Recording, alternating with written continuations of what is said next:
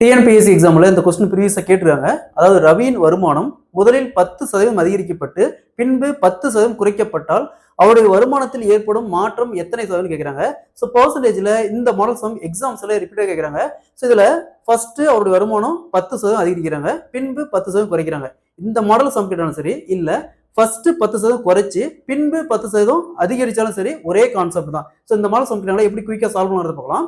கொஸ்டின்ல ரவியின் வருமானம் முதலில் 10% அதிகரிக்கப்பட்டு பின்பு 10% குறைக்கப்பட்டால் அவருடைய வருமானத்தில் ஏற்படுவது மாற்றம் எத்தனை சதவீதம் கேட்கிறாங்க. இந்த மாடல் சம் கேட்டாலும் சரி, இதே கொஸ்டின்ல ரவியின் வருமானம் முதலில் 10% குறைக்கப்பட்டு பின்பு 10% அதிகரிக்கப்பட்டால் அவருடைய வருமானத்தில் ஏற்படும் மாற்றம் எத்தனை சதவீதம் கேட்டாலும் சரி, ரெண்டுமே ஈக்குவல் தான். இந்த மாடல் சம் கேட்டாங்களா, இதுக்கு ஒரு ஃபார்முலா இருக்கு. அதாவது x square divide by 100. X அப்படிங்கிறதுக்கு 10, இந்த பர்சன்டேஜ் என்ன கொடுக்கணும் அதான். அப்போ இங்க என்ன இருக்குது 10.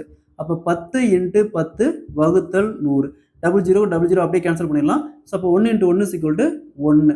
எப்பவுமே சேம் பர்சன்டேஜ் அதிகரிச்சு சேம் பர்சன்டேஜ் குறைச்சாலும் சரி, இல்ல சேம் பர்சன்டேஜ் குறைச்சு சேம் பர்சன்டேஜ் அதிகரிச்சாலும் சரி, நஷ்டம் தான். எப்பவுமே நஷ்டம். ஞாபகம் வச்சுக்காங்க. இப்ப ரவி என்பவர் ஆரம்பத்துல வாங்கின சம்பளத்தை விட 1% கம்மியா தான் வாங்கியிருப்பாரு. ஸோ எத்தனை சதவீதம் அவர் கம்மியா வாங்கிருப்பாரு? 1% கம்மியா இருப்பாரு. Option C is the correct answer. இதே மாதிரி இந்த சம் பாருங்க. அருணாவின் வருமானம் முதலில் 20% அதிகரிக்கப்பட்டு பின்பு 20% குறைக்கப்பட்டால் அவர் வருமானத்தில் ஏற்படும் மாற்றம் எத்தனை சதவீதம் கேட்கிறாங்க. ஸோ இதே மாதிரி இந்த சம்ம சால்வ் பண்ணிக்கிற ஆன்சரை கமெண்ட்ல போடுங்க.